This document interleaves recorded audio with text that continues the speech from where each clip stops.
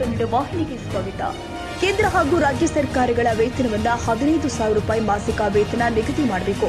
ನಿವೃತ್ತಿ ಹೊಂದಿದವರಿಗೆ 5 ಲಕ್ಷ ನೀಡಬೇಕು. ಉಚಿತ ಆರೋಗ್ಯ ತಪಾಸಣೆ ನಡೆಸಬೇಕು. ಆರೋಗ್ಯ ಚಿಕಿತ್ಸೆ ಸಮಯದಲ್ಲಿ 3 ತಿಂಗಳ ಗೌರವಧನ ಕೊಡಬೇಕು ಹಾಗೂ ವಿವಿಧ ಬೇಡಿಕೆಯನ್ನ ಈಡೇರಿಸುವಂತೆ ಒತ್ತಾಯಿಸಿ ಕರ್ನಾಟಕ ರಾಜ್ಯ ಸಂಯುಕ್ತ ಆಶಾ ಕಾರ್ಯಕರ್ತೆಯರ ಸಂಘದ ಯಾದಗಿರಿ ಜಿಲ್ಲಾ ಸಮಿತಿ ವತಿಯಿಂದ ಜಿಲ್ಲಾಧಿಕಾರಿ ಕಚೇರಿ ಎದುರು ಬೃಹತ್ ಪ್ರತಿಭಟನೆ ಮಾಡಲಾಗಿದೆ. ಸಂಘದ ಜಿಲ್ಲಾಧ್ಯಕ್ಷರು ಆದ ಡಿ ಉಮಾದೇವಿ ಅವರು ಮಾತನಾಡಿ, ಆಶಾ ಕಾರ್ಯಕರ್ತೆಯರಿಗೆ ಕೇಂದ್ರ ಸರ್ಕಾರದ ಪ್ರೋತ್ಸಾಹಧನ ಮತ್ತು ರಾಜ್ಯ ಸರ್ಕಾರದ ನಿಶ್ಚಿತ ಮಾಸಿಕ ಗೌರವಧನ ಹಾಗೂ ಪ್ರಣಾಳಿಕೆಯ ಭರವಸೆಯ ಮೊತ್ತ ಒಟ್ಟುಗೂಡಿಸಿ 15,000 ರೂಪಾಯಿಗಳ ಮಾಸಿಕ ನಿಶ್ಚಿತ ಗೌರವಧನ ಕೊಡಬೇಕು ಎಂಬ ಬೇಡಿಕೆ ಸೇರಿ ಇನ್ನಿತರ ಬೇಡಿಕೆಗಳನ್ನು ಈಡೇರಿಸುವಂತೆ ಒತ್ತಾಯಿಸಿದರು. ವಿವಿಧ ಜಿಲ್ಲಾ ಮುಖಂಡರು ಮಾತನಾಡಿ, ಶ್ರಮಕ್ಕೆ ತಕ್ಕ ಪ್ರತಿಫಲವಿಲ್ಲ.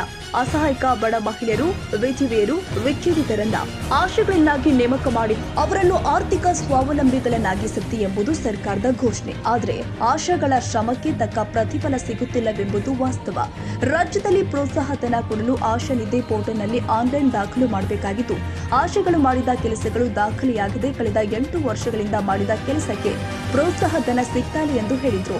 ಇದಕ್ಕೂ ಮುನ್ನ ನಗರದ ಪ್ರವಾಸಿ ಮಂದಿರದಿಂದ ಜಿಲ್ಲಾಧಿಕಾರಿ ಕಚೇರಿವರೆಗೆ ಬೃಹತ್ ಪ್ರತಿಭಟನಾ ಮೆರವಣಿಗೆ ನಡೆಸಿದರು. ಪ್ರತಿಭಟನಾ ಸ್ಥಳಕ್ಕೆ ಜಿಲ್ಲಾ ಪಂಚಾಯತ್ ಮುಖ್ಯ ಕಾರ್ಯನಿರ್ವಾಹಕ ಅಧಿಕಾರಿಗಳು ಆಗಮಿಸಿ ಮನವಿ ಪತ್ರ ಸ್ವೀಕರಿಸಿ ಜನವರಿ 2 ರಂದು ಆರೋಗ್ಯ ಇಲಾಖೆ ಅಧಿಕಾರಿಗಳು, ಸಂಘದ ಪದಾಧಿಕಾರಿಗಳು ಒಳಗೊಂಡ ಜಿಲ್ಲಾ ಮಟ್ಟದ ಜಂಟಿ ಕುಂದುಕೊರತೆ ಸಭೆಯನ್ನ ಕರೆಯುವುದಾಗಿ ಭರವಸೆ ಕೊಟ್ಟಿದ್ದಾರೆ. ಮುಖ್ಯಮಂತ್ರಿಗಳಿಗೆ ಸಲ್ಲಿಸಬೇಕಾಗಿದ್ದ ಮನವಿ ಪತ್ರವನ್ನು ಅಪರ ಜಿಲ್ಲಾಧಿಕಾರಿಗಳು ಸ್ವೀಕಾರ ಮಾಡಿದರು. ಜಿಲ್ಲಾ ಆರೋಗ್ಯ ಮತ್ತು ಕುಟುಂಬ ಕಲ್ಯಾಣ ಅಧಿಕಾರಿಗಳು ಮತ್ತು ಜಿಲ್ಲಾ ಆರ್ಸಿಎಚ್ ಅಧಿಕಾರಿಗಳು ಉಪಸ್ಥಿತರಿದ್ದರು. ಈ ಸಂದರ್ಭದಲ್ಲಿ ರಾಮಲಿಂಗಪ್ಪ ಬಿಎನ್, ಪುಷ್ಪಲತಾ ಪಿ, ಅಶ್ವಿನಿ ಗಣಾಚಾರಿ, ನೀಲಮ್ಮ, ಸರಸ್ವತಿ, ಶಾಂತಮ್ಮ, ಮುನಿಯಮ್ಮ, ಚಂದಮ್ಮ, ಶ್ರೀದೇವಿ, ಗೌರಮ್ಮ, ಲಕ್ಷ್ಮಿ, ಜಯಶ್ರೀ, ಸಂಗೀತ, ಮಹಾದೇವಿ, ಅನಿತಾ, ಸಾಮಮ್ಮ, ಶಾರದಾದೇವಿ ಸೇರಿ ಅನೇಕರು ಉಪಸ್ಥಿತರಿದ್ದರು.